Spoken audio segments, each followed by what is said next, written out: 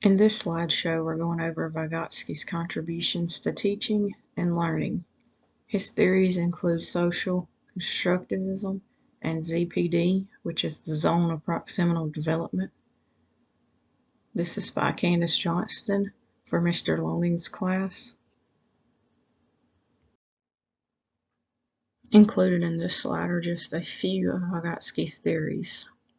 Social constructivism, zone of proximal development, which is known as the ZPD, guided exploration discovery. In social constructivism, he believed that learning occurred by participating in groups and learning from and with others.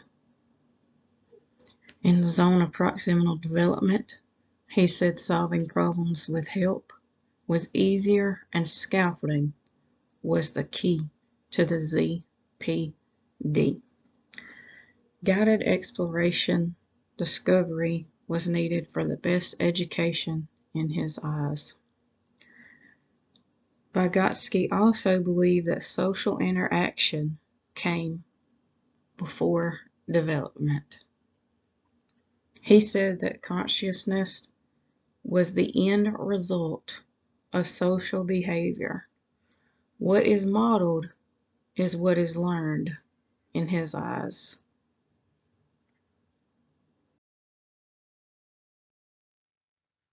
Lev Vygotsky had many teachings and contributions to early childhood education.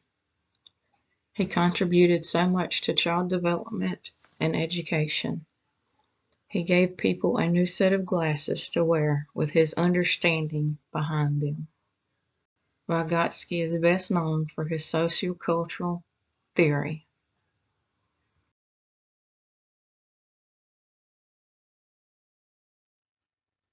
On this slide, we will discuss the early life of Vygotsky. He was born November 17, 1896, as Lev Vygotsky in Orsha, a western region of the Russian Empire. 1917 includes he graduated from Moscow State University in 1917 with a law degree.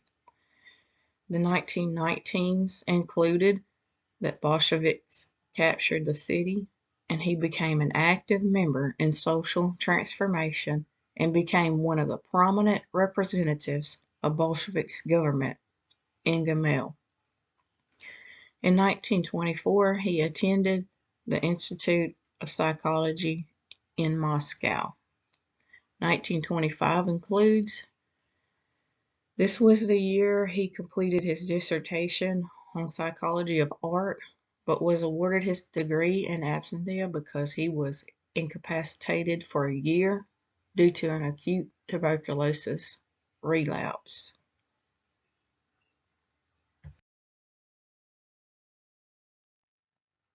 On this slide, we will go over the early professional and personal life of Vygotsky. In 1924, he married Rosa Simko. They had 2 daughters later on. In 1925, his dissertation was complete. A relapse of tuberculosis kept him out of work until 1926. 1924, his daughter Gita Vygotsky was born.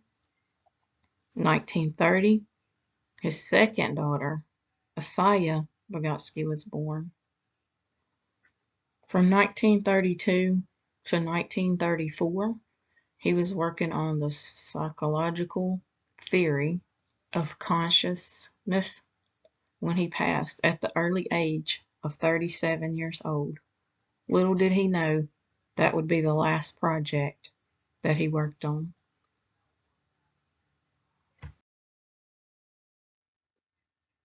Vygotsky's career as an educational psychologist. Lev was a Russian psychologist. The greatest theory he was known for is the sociocultural theory of cognitive development. This one emphasizes the importance of social interactions and also the way people share information shapes how they will learn new things.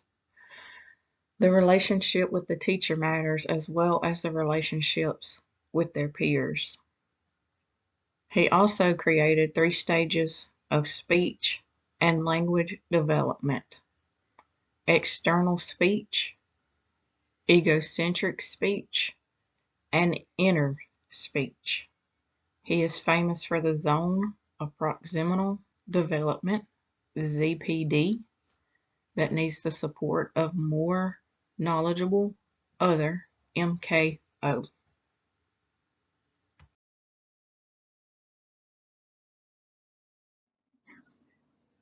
As we swap slides to this one, we will cover the names of the pioneers who influenced Vygotsky. Some names you may recognize, some you may have never heard of before. And I'll try to pronounce the best I can. Branch Spinoza, Wilhelm von Humboldt, Alexander Podebnia, Alfred Adler, Kurt Kafka, Kurt Lewin, Max Wertheimer, Wolfgang Kohler, Kurt Goldstein, Karl Marx, John Piaget.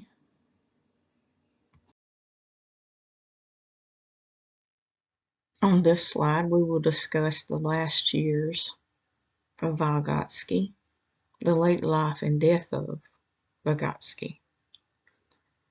In the late life, we have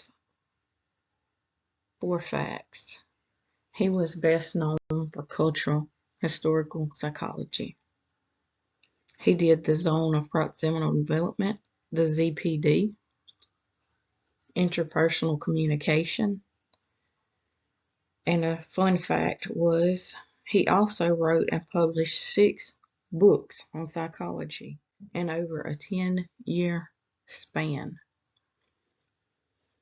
Included in the death of Vygotsky is the death date, June 11th, 1934. Cause of death, tuberculosis. Died a psychologist. Lived a short life of several great accomplishments. On this slide, we will go over influences on current teaching practices. Vygotsky is still alive today in all schools and teachings. He let each educator see the importance to each child understanding the world around she by social interactions and the sensitive support of teachers. His theory can help educators of today by them thinking of the skills that need to be taught for the students to succeed in the lessons. Teachers can exercise the point that students' interaction and play is needed for them to learn. The modeling of the teacher as well as the peers is needed to learn. Scaffolding holds a key in the classroom for proper education. All of Vygotsky's teachings and experiments are needed in a successful education.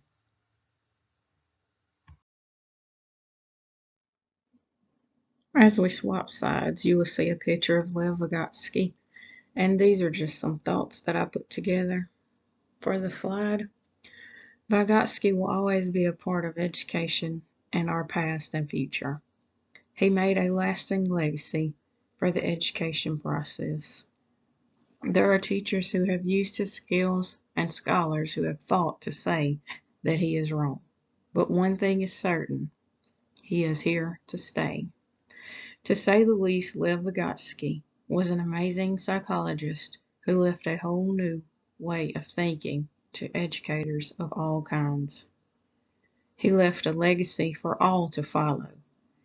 Either they believed in him or not.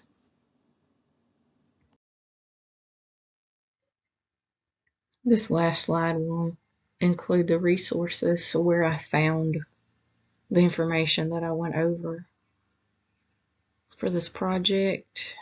You will see 1 through 11. This is each website that I visited.